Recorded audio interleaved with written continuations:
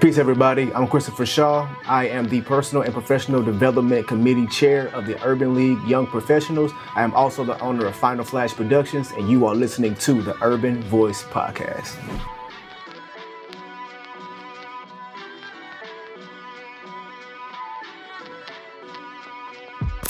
What's up, YP fam? The Wall Chat State. Yo, I'm so excited to be back in the studio. It's been a couple weeks.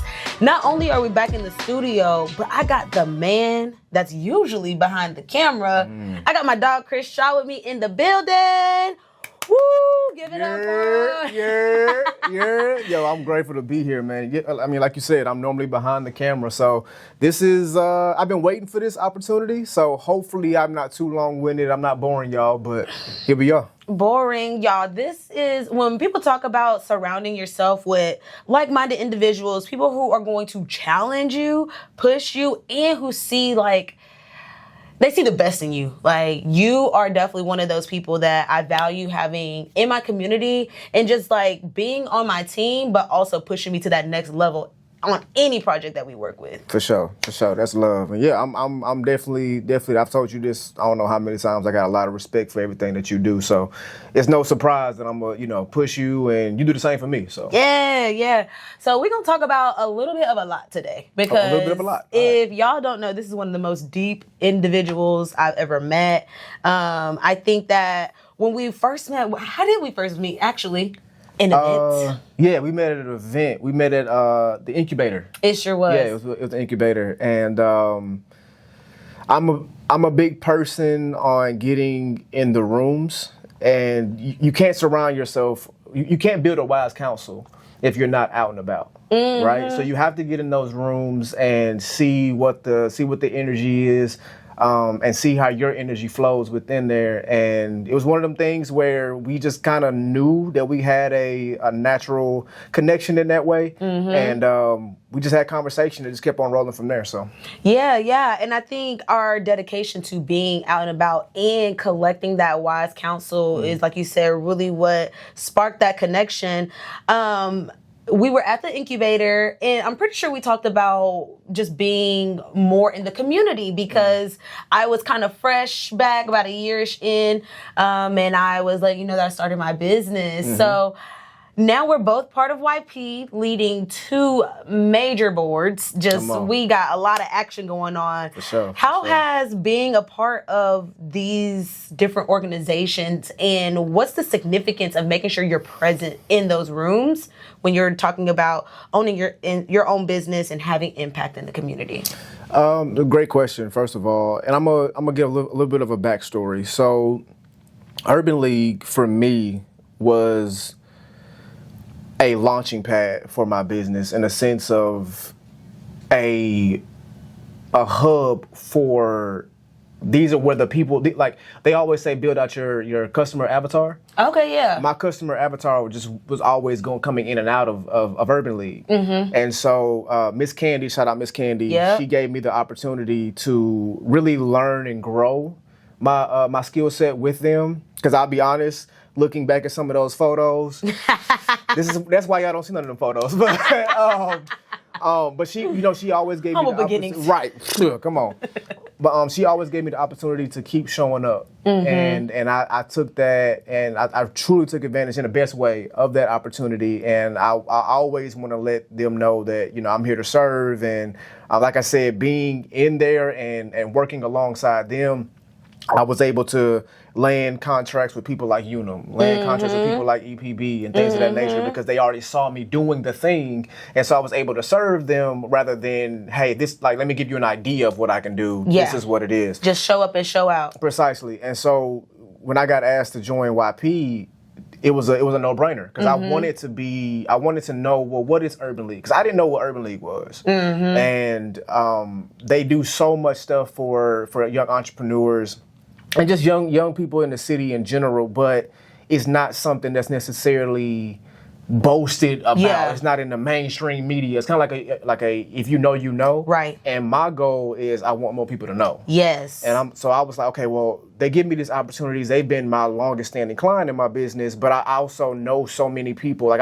some of my best friends now are in YP or in Urban League, and that's a huge advantage and a huge blessing to me. So I'm always telling people about it, and I will say that being a part of YP is super beneficial for me, just because I'm able to strictly surround myself around like-minded individuals. There's no, it already weeds out the people who kind of just say they about it. Yeah. Like if you're there for a reason. Exactly. And I love that. And that's been wildly beneficial for me to kind of just not only lead, but also learn. Yes. You know what I mean? I learn so much all the time. I tell you what, I learn from you all the time. And so learning from people like you, Mikey, Jasmine, everyone that's on the e-board, and just kind of seeing what that looks like has been an eye-opener. Yeah. Because it's easy to say on paper, like, I want to do all these things, until now you get it, now you got to deal with the responsibility. For sure.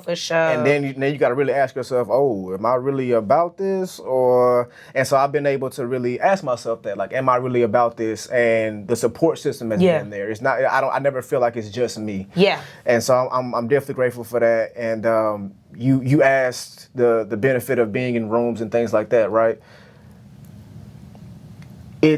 Whatever you're doing, you want to develop your skill set no matter what. But it is true that it's about who you know. Relationships are the number one. Relationships are wealth. Yeah. Right? It's not about necessarily a dollar amount. Facts. Because a lot of times people will work with you simply because they know you. They don't have to go through the vetting process. Is this person a good person? Yeah. Or, do they align with what we are they got going gonna, on? show up prepared, and can we count on them? Can we trust them? Exactly. That has already been weeded out by the connection from the mutual. Exactly. And so and it's not about being in every room. Right. You don't need to be in every room, but you need to kind of get your foot in a lot of different rooms to see where your energy is appreciated. And for me, it's been, like I said, it's been places like the Urban League, and that's put me in so many different positions. But I'm still, even when I'm not with the Urban League, I'm big on, okay, well, what's going on over here? Let me kind of see who's there, who can I talk to? Yep. Because you're always looking to see who can you have a conversation with. Absolutely. And that's where it starts. Absolutely. If you can't have a conversation with them, you can't pitch anything. You can't do anything. You can't garner any type of relationship, whether that be business, platonic, intimate, whatever the case may be, if you can't have a conversation. So, yeah, I love it. I'm very big on get out there, talk to people, get in the rooms. Yeah. I actually have a new phrase that I'm coining. Put your emotion where your mouth is. Like, show up, have those strategic, intentional conversations, and open yourself up to learning something new, right? I think one thing that you touched on, but is not talked about enough when it comes to trying out these new organizations, you have to be willing to take a chance. Yeah. And not only just a chance, as far as what you do with these organizations, but you have to be willing to take a chance on basically giving your services up for the opportunity, the sakes of opportunity, right? So my question is, what goes into making that decision? Like, because a lot of people, we got to protect our pockets, but sometimes it is worth, and I can speak about this firsthand, but, want to hear a little bit from you, like, what goes into making that decision? Like, okay, I'm going to take a chance by offering my service as my intro. Like, let me introduce myself with my service, and then let me kind of go after that contract or that partnership. How do you decide on taking that chance? So for me, is service above all. And so that's always, I'm not going to say should or shouldn't. That's always how I approach it. It kind of goes back to what you said, motion, put your money where your motion is, put your motion where your mouth is. Yeah. There we go. Yeah. If you're not moving, no one's gonna see you. Facts. It's I can sit on social media all day long and say I do this, and this, but it's the fact that you see me out, and I let the service do majority of the talking for me. Come on, that's good. And directly answer your question, by offering your service, people can tell when they're being sold. or people can tell when they're being convinced, if that makes sense. Totally. And you don't want that to be, no one wants to feel that way. People want to come to a conclusion that they made the decision to go with something. Yeah. And I allow people to do that. Now, you can put together the best pitch deck in the world, but ultimately it is, here's how I can be of service to you and what you got going on. Yeah. And that would be my number one thing, is just leading, always leading with service. And how did I figure that out was, I knew that I couldn't go into it asking for, hey, give me $3,000 to do this. Right, Because right. I don't know what this is. You know what I'm saying? You have to, and I always say this, if you're new to the media industry, photo, video, as the case may be, do it for a year for free. Or get your first 100 shoots under your belt. And the reason why I say that is because you don't even know what it is you're walking into. Yeah. Specifically for my industry, it's okay to be what's called a freelancer. It's okay to be a hobbyist. Yeah. And just do it for fun. Yeah. Everything doesn't have to be a business, but you have to figure out if that's really what you want to do. And you will learn the people who you want to deal with, the niche that you want to go into. Because I don't really work with infants. Right, okay. You know what I'm saying? You got to know that about yourself. I don't really do weddings a lot, and that's okay. But it took me working on weddings. It took me working with infants. It took me doing all those different things to be able to say, okay, my skill set is better if I package it like this. Yeah. But if I'm switching my packaging just to go to every single person, I don't know who I am. Bruh, I don't know what I'm doing. Talk about it. And so for me, being able to offer that service and getting to those rooms again and talk and serve those types of clientele lets me know, okay, I don't want to do that, but I know people who do that, right? If you're a wedding photographer, you're a wedding photographer, and that's what you do. I would much rather the people who do the thing, you know what I'm saying? Yeah. Take care of it 1000%. because you're gonna see the difference. You're gonna see the difference. The experience is gonna be totally different, and I'm not big on necessarily the money grab. You got to make sales in business, but the money grab is a one-off. Yeah. Relationships is where those contracts come in. Those what's the word? I'm missing the word right now, but contracts, retainers. There we go. Those retainers come in because they like you. You know what I mean? Like, okay, my cousin got a camera, but I like you. I like what you do, how you make us feel, and all those different things. Those things are very, very important. So offering service for free a lot of times lets you know who you are. Are you really about this, or are you about the money? That part. Neither one of them is wrong, Yeah. but you need to figure out which one they are. Yeah. And I will say, the other day, it's crazy. I had this epiphany. It kind of jarred me a little bit because I'm on year 3 of my business, and I just had some milestones that crept up on me. Year 3 Thank of a you. business. Thank I know what that feel. And your hair still black? Come on. Give me a high five on that, man. Come on. Yeah. Come on. Man, and I'm creeping up on that big 3-0, so yeah, thank you for that. I passed that a long time ago. So- Not a long time ago. Not a long time ago. So yeah, I'm entering, or not even entering, I am about 4 or 5 months into year 3, and it just dawned on me that it literally took 3 years for me to know what I know. And speaking to your point of, you're gonna have to do some things, just kind of like poke in and out, try some different things within your industry to see really what sits up under your repertoire. Because even through year 2, I had to do a lot of reshaping. Like a lot of reshaping of the scopes of my services. Like I tried some things out where I'm like, ooh, I bit off a lot. Love this. But I think that I can show up the best if I scale it in and have a focus, like programming, like research assisting, and like workshop facilitating. And it's okay to just zone in on those 3 things and allow the rest of my services to unfold with the years that come in. Man, and I just realized that, dang, I'm only realizing this in year 3, so it might take year 5. It might take me 5 years to really hunker in down and feel like I know exactly what I'm doing with this business. And you're gonna be so much better for it, though. Facts. You know what I mean? Like you gotta, as they say, jump off the porch at some point. Yeah, yeah. And they, we talked about in the interview before that 10,000 hours. Oh wait, that was a different interview I did. But one of them I did. We talked about 10,000 hours, and I know you to put in your 10,000. How many years have you been working towards becoming Final Flash Productions? So, I'm gonna preface that by intentionally. It's been. I'm going into technically year 4 of business. Yeah. I've been learning the craft for 20 plus. Talk about it. And that's kind of how you know what your purpose is. You know what I mean? Or I wouldn't say purpose. I'll say gift. Steve Harvey always says it's the easiest thing. No, it's the thing that you do the best with the least amount of effort. Yeah. Yeah. And I found that was a gift for me. Like that's what I can do. I like to say all the time, like my camera is Thor's hammer to me. You know what I mean? Like when I have it, I just know. Yeah. It just comes to me. And if I don't know, I know how to figure it out. I know how to wing it and pivot and things of that nature.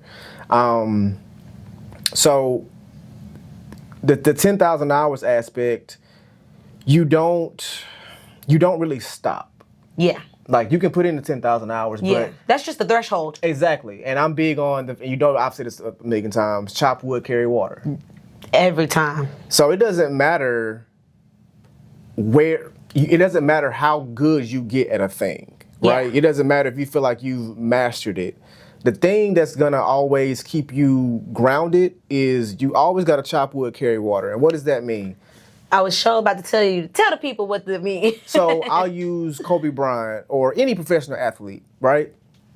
They've got to the apex of what it is that they do. LeBron James we ain't gonna go back and forth on the argument, but LeBron James is at the apex of what he does. Steph Curry is the best shooter ever.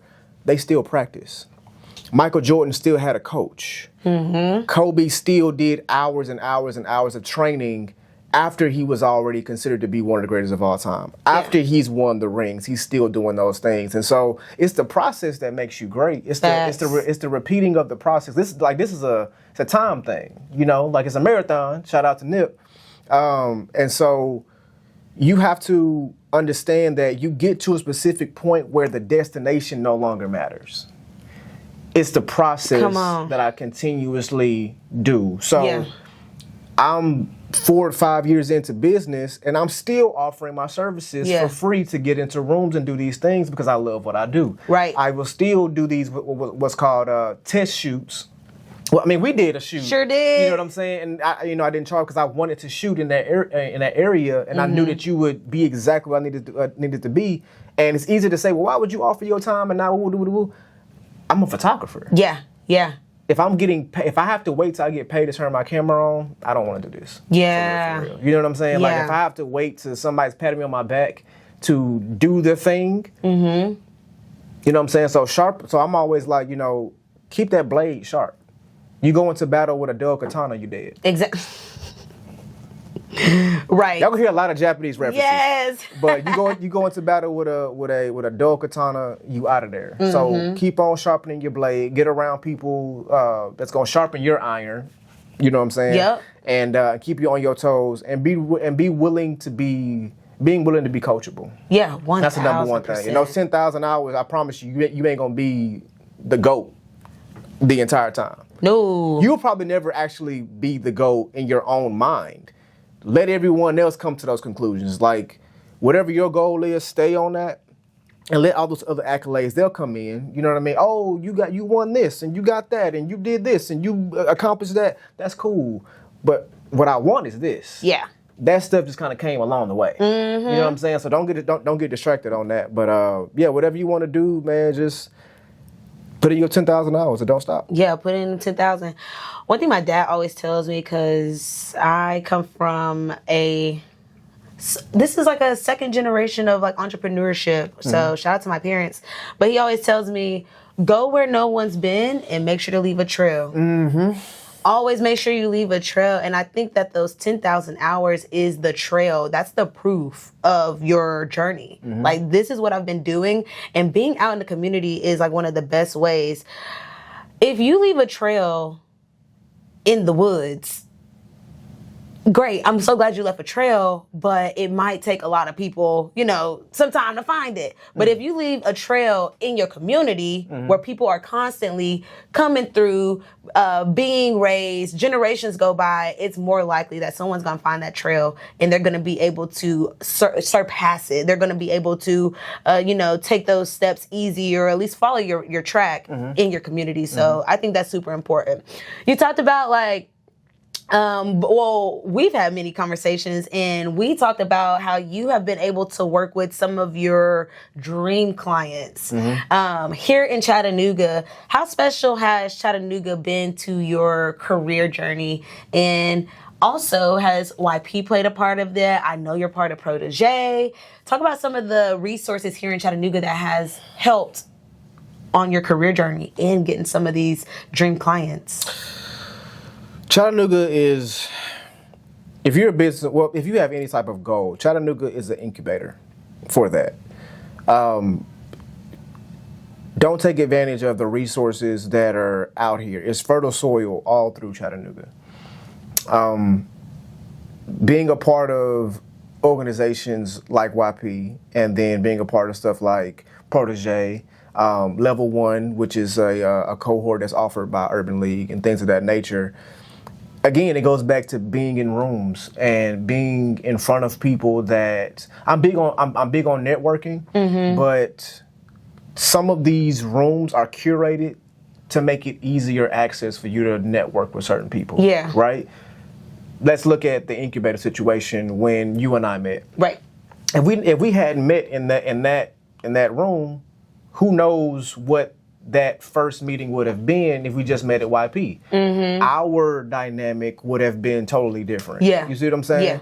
Yeah. And so taking advantage of, because so many of these things are for free. Yes. You know what I mean? The only thing that is asking of you is the thing that you should have already promised yourself, and that's commitment. If you're committed to whatever it is you're deciding to go after, whether it be a business or what have you, if someone is asking you, hey, just take the time to come in here, I've done all the work. I've done the marketing. I've talked to the people. You just got to show up and be willing to have a conversation.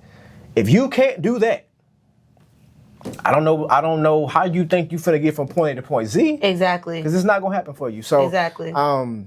So yeah, Chattanooga has definitely served me in a sense of letting me know that, okay, I can do this, and I can offer value to not institutions, but organizations that their goal is bigger than what it is that is bigger than me. And so I always want to serve things that are bigger than me. Yeah. Right? It's cool to do the one-off projects, but I want to, okay, well, what do you want to say to your clientele or to the community that you want to work with for the next year? What do you want to say? How do you want to say it? How do you want to show up? And if you're telling me I trust you to help me shape that narrative, that's the greatest honor that I can have in my career. Yeah. And for it to be my hometown, it's even more beautiful because a lot of times people don't support you in your hometown simply because they know they know you all the way through. They know the different versions of you. Yeah. And so it's a tip of the cap to me to say you've always shown up with professionalism. No matter what it is that you've done, we've seen it, but the one thing that's always been the main thing was you were professional. Yep. I'm big on punctuality. I hate being late. Yeah. If I think I'm gonna be 2 minutes late, I'm gonna call you. I don't like it. I do not like it. You're my inspiration. I want to be more like you. If I can, because I'm big on if I honor your time, then you know what I'm saying. Like that's the biggest respect that I can give you, especially if you're paying me. 1,000. Oh yeah, 1,000. It's a different thing if we just hanging out. You paying me? Oh, brother, gonna be there 30 minutes early. You know, so it taught me things like that. And there's so many people that if you just take the time to look around, there's some super heavy hitters in this city. You know, Yes. people like Vincent Phipps. Yep. That you and I both know. Yep. That brother is. And not only know, have been coached under. You know what I'm saying? I mean, this is a global coach. One of the top 1% in the world of what he does. Yes. You know what I'm saying? He's like, a professional coach. He does public speaking coaching, and he does keynote talks. Exactly. So if y'all are now, granted, I went to school for communications and things of that nature, but I always hear don't say don't say like. You know what I mean? So I catch myself saying those things, but that came from him. You know what I mean? And I used to be one of them people like, oh man, nothing in Chattanooga. I'm finna move here. I'm finna go there. I'm finna go there. Yeah. But it wasn't until I decided to sit down and nurture my roots where they've already been sowed. Mm-hmm. I'm like, oh, I can just water the roots that I already have and grow here. And if I decide I want to relocate, that's cool. But I've already gotten the thing I need to get from there. Yeah. And so Chattanooga's been greatly beneficial for me there. I know that was a little bit long, but I'll say that. And then also, like I said, like the organizations, man, like there's so many out there. Leadership Chattanooga. Yep. You know, there's so many out there that are they go over and beyond to make sure that you're in the position you need to be in to accomplish whatever you need to accomplish. Yeah. If you don't do that, then you can't blame the effort around you. Yes. You know what I'm saying? You can complain that it might not be there, but if you don't know what you're looking for, then you'll never find it. Yeah. So if you know exactly what you're looking for and those resources start showing up, take advantage of it because it's the same thing in every city. So. Yeah, and I would go as far as to say, even if you don't know what you're looking for, show up. Yeah. Show up because there's going to be somebody in that room. Just listen first, form a thought, share it. There's going to be someone in that room that can maximize on that idea, or they can help you. They can connect you to the right person that can help you formulate the idea even further. There's been so many times where I just had an idea. Literally, I just had an idea, and then it just like blossomed into something so much more, like this podcast. So another one of the roles that you hold with NYP is you lead our book club, and we've had an awesome time reading some of these books. Right now, we're reading The 4 Agreements. I literally carry that book all the time because it's such a quick read, and you can just like open the book and kind of catch a nugget. It's a constant reminder. And then the other book that we started with was The Richest Man in Babylon. What are some of the books that have helped like really build your value set? Some of those that you are going to continue to read for the rest of forever, because he's an avid reader, by the way. So.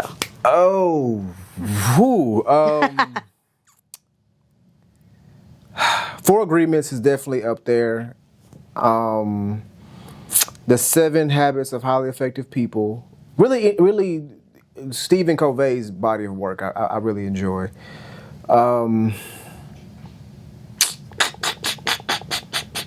The Power of Broke by Damon John. That's a really, really good one, especially if you guys if anybody is starting a business or It's a good book for people who like to say, I'm not creative. Okay. Because it shows you that, no, you are. You just don't know how to be resourceful. And when you broke, I see. You can be resourceful. I know that's right. Seriously. And it goes deep into like how some of the biggest brands, those CEOs, how they got to where they are. It wasn't just I just hit launch on my website and then it just started coming in. You got to be creative. You know what I mean? You got to figure out, okay, how do I get my what I'm doing in front of the masses? So that's a good one. Let's see. One of my favorite ones is One Truth, One Law, I Create. Okay. Break that down for us a little bit. So it's a bit of a... Hopefully, if you're hyper religious, you don't get mad. But it is a book that talks about basically that you are God, and the only reason why you go through these human experiences or emotional experiences is because a lot of us have forgotten. And it just it really helps me. It's not like a super intrusive you're God, you should stop listening to this. You should. It's very. It goes down the line of. It's basically like a narration of someone's actual life, of them talking to themselves and figuring them things out. And I can't remember her name. I can't remember her last name. Her name was Emily, and she had an experience where God was talking to her in her head, and she knew it was God because the answers that she was getting, she knew it. Like, she didn't have any idea how that could happen. Understand. Right? And so that helps me, like, kind of ground myself when I'm kind of feeling not my best. And so I love that one. And the final one, I would say, I'm a big philosopher person, and I'm a big person into, I love studying Hermeticism. And so the Kabbalion is one of my favorite books to kind of just go back and look at it from. I like to look at spirituality from the traditional stage, the super religious, and also the philosophy aspect, science aspect, and just give a whole holistic look. Yeah. So I would say those are really, really good. And then for personal development, Chop Wood, Carry Water. Yeah. I love that book for obvious reasons. And, yeah, it's like a daily mantra, honestly. Yeah, for sure. And I got so many books. I know I'm missing one, but those are the ones I would say off the top of my head. Those are the ones, because you have like a very solid foundation of like values. You have a solid perception of like self-awareness and how you are a being here to create. One of my favorite conversations that we like to have is around just like energy and energetic like frequency with those people. Sure. How have you grown to trust that intuition, really? Like, a lot of people know it as their intuition, but I do think it goes a little deeper as far as like your energetic frequency. What does that like, how does that play a part in how you show up in your relationships with your community and with your friends? You don't get to choose how you feel, but you get to choose how you interact. That's big. So you're not always gonna feel super, supreme, great, lovely, and all these different things, but that doesn't mean that you show up that way. Now, I don't want this to come off as be fake. Right. You know what I'm saying? But so I have light and shadow tattooed on my hands. I acknowledge both of them, but I can choose which one I go with. Yeah. You know what I mean? Like, if I can choose, I can be mad at something. That's my responsibility to handle. Yeah. That don't have nothing to do with you. Yeah. So if I'm coming off and I'm acting all weird towards you, how does that make sense? You know what I'm saying? Yeah. And so energy is big. You know, like, 'cause you can really kind of. People can say a lot of things. Yeah. But how they move is the true tell sign of like what their true intentions are. Yeah. And for me, that kind of just came from hitting my head against the wall a whole bunch of times and failing. You know what I mean? A lot of times, and failing in relationships, failing in goals and pursuits and things of that nature. So I kind of just built that foundation off of I don't, I'm gonna mess up, and that's okay, but I don't have to live there. Yeah. And that's a work in progress. I don't get it right every day. As a matter of fact, I probably get it wrong most of the time. Same. But I'm aware of it. Exactly. You know what I'm saying? And that's the only reason why I know I'm getting it wrong. Yeah, exactly. Because I'm aware of it. Yeah. So that was really my softball opener into, I want to hear a little more about these philosophical hot takes, right? The takes are not that hot, but you got a hot second to give me your take on that's a big challenge for me, as y'all can see. I like to talk, but okay. So we'll do 30 seconds. Okay. And I'm going to not give so much context. I'm just going to let you like take it in, give yourself 5 seconds, take it in, and give me your hot take on it. 30 seconds. 30 seconds. Okay. I'll give Keep you. me accountable. Okay. Let me look down. I got it. We on the timer. All right. First hot take. Matriarchy and patriarchy. It could be versus or together. It's never versus. There needs to be more focus on the union and stop pointing fingers.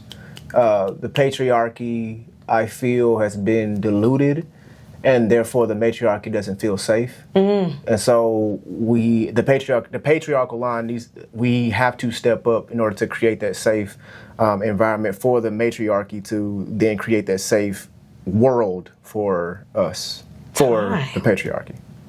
That was good. Okay, cool. No, that was good because I think that the opening line of there needs to stop being so much comparison is just like the flat line of it.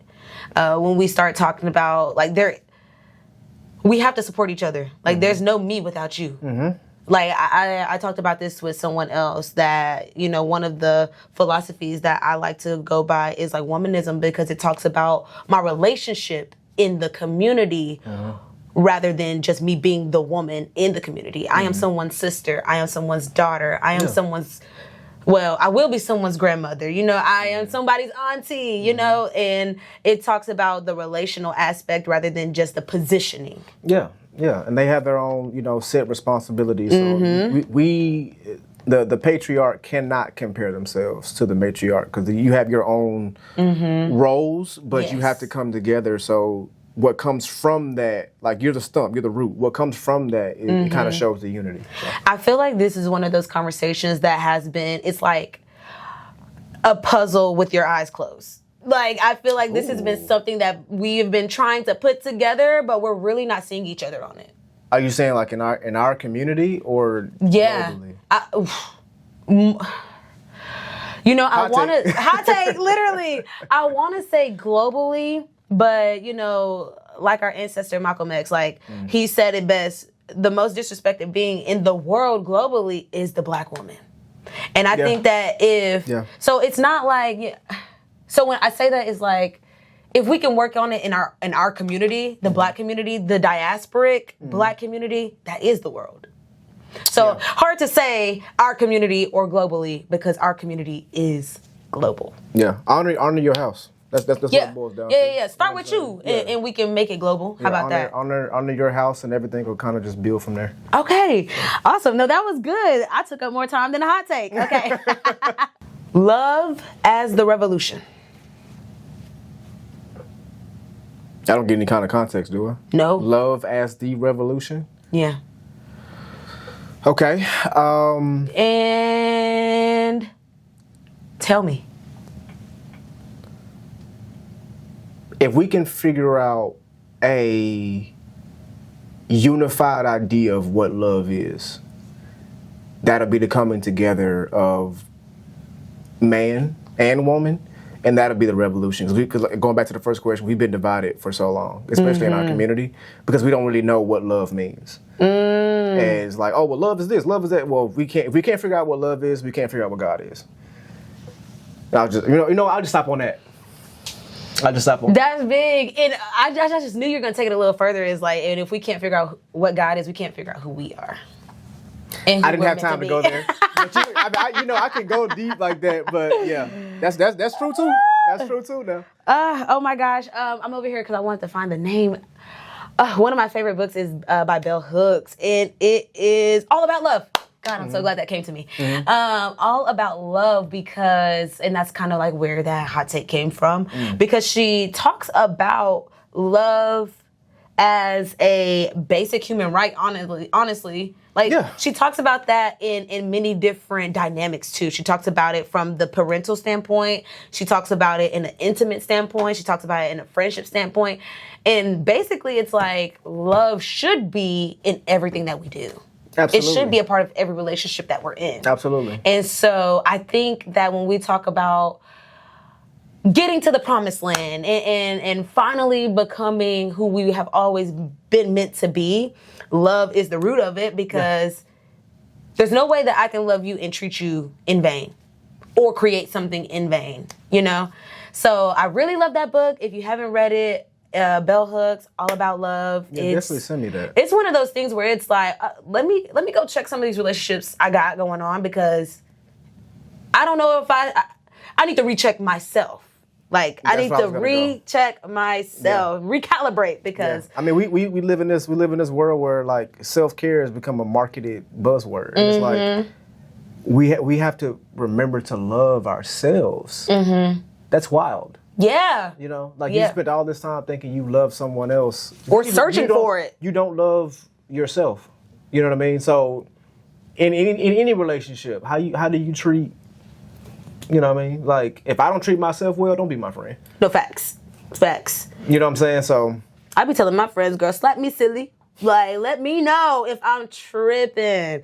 I am so big on accountability. Like, Yeah. please let me know if I'm tripping and I'm missing the point. I'm missing the principle. Sit me down, hold my hand. yeah. Let's talk about it. Yeah. Because that's real. Like you gotta be able to have those conversations. Okay, one more hot take. Let's see. One more hot take. These are fun. These are good. These are fun. Okay, since you're in productions, social media as your main form of communication. Social media as your main form of communication. And that's just Okay, I'll give you a little context on this one. okay. So, for me at least, social media has become one of the ways that I stay in contact, especially with people from different time periods in my life.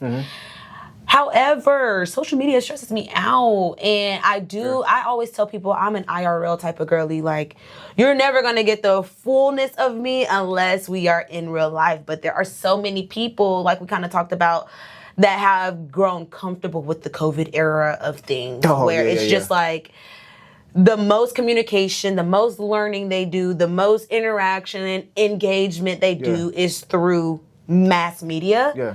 Oftentimes that is our socials and our phones. So Okay. how do you feel about social media as the main form of communicating?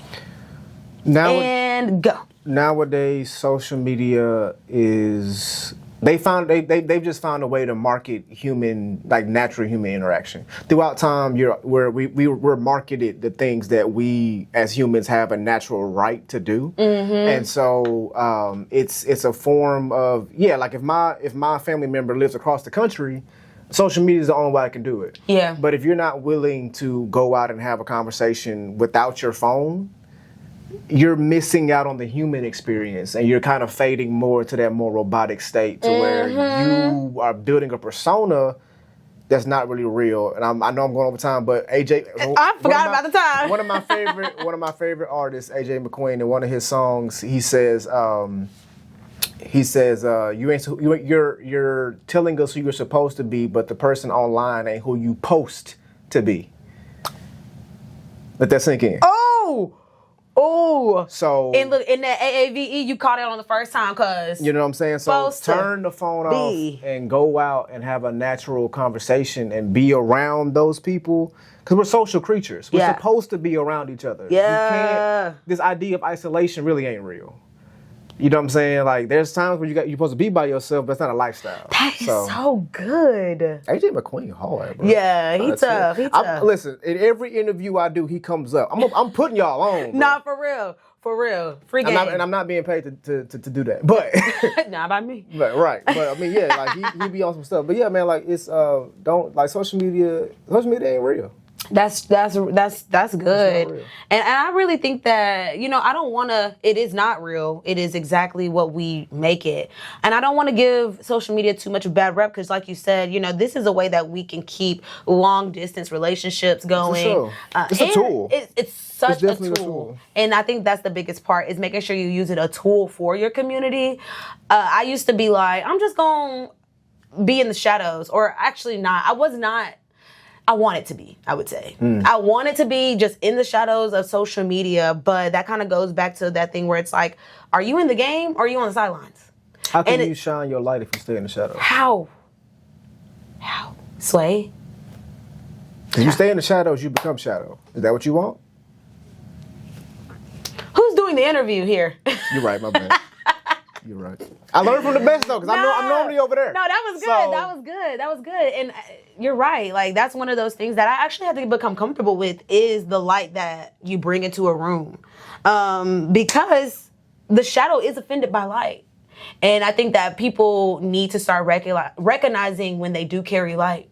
Because you'll be entering dark rooms and you'll feel that dark energy and you'll think it's you. You'll think that it's something wrong with you, that you're coming into a room and you're shining so much light. But really, it's the offense from the darkness that you are recognizing. And so that's one of the things that I actually had to overcome and become comfortable with is the light that I carry. And I think that you were one of the people that kind of helped me reflect on that. Y'all hear that wordplay? Come on. Light that I carry help me reflect. Come on, mirror. I see it. Mirror, yes. I really I identify as that as well. Like, I am a mirror on earth. Like, when I meet people and I grow a relationship with them, I'm mirroring what you see because I see what I see. Like, that's one of my prayers that I have with God often. It's like, let me see what you see the best in others. And I think that's really helped me just become one of the community members that's like everyone's cheerleader. Like, I want to see what you see. Like, what is the best in this person? Help me see it. And I think that's another way that we can just be better community members. Like, you said it, but you ain't said it. There is no competition for you. No. Like, you're here for the greater good of everybody, and I like that.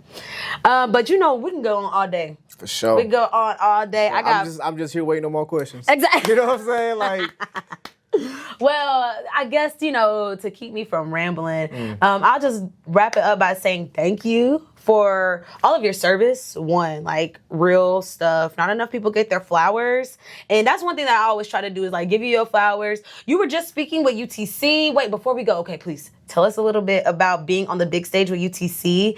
And how was that? Like, I think sometimes artists look back on their accomplishments, but I want to give you this moment to kind of like sit in that accomplishment of like being on that stage. Tell us a little bit, just real quick. No, you're good. What was that experience with UTC like, and just being recognized? Because you were also recognized in the Hunter Museum too. Like, how has it been this last year being recognized in these great spaces like the Hunter Museum and UTC's campus? I'm grateful for it all. It's a blessing, first and foremost. I would say, so the UTC thing it's an event that they have every year called Photo Night.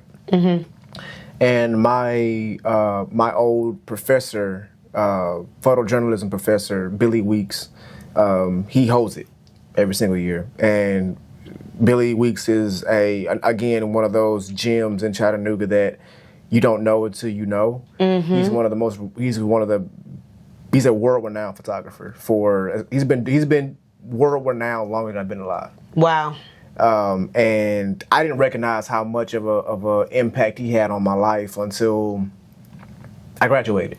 And it's funny because the first person that put a camera in my hand was named Bill, and now my mentor is named Bill. I think about that a lot.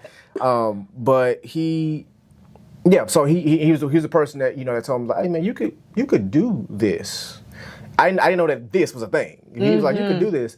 And so years later, for him to call me and to be like, hey, would you want to be a part of this? And we'll honor you and we'll bring you on stage and do all stuff. And it was a few of us. It wasn't just me. It wasn't like a Chris Shaw appreciation night by no means, but it was other photographers who have shot Super Bowls, shot World Series, done commercials for the biggest companies in the world. And so sitting in that group of people and listening to them talk about their experiences, it's like I didn't even know that was an experience. Yeah. Was extremely eye-opening for me. The student in me came out.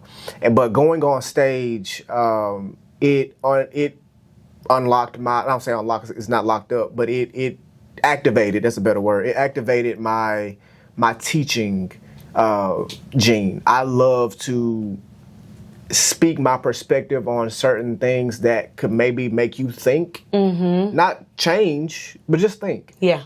And so getting to talk to those students and have them ask me questions about photography just kind of made me sit back and like, wait a minute. Yeah.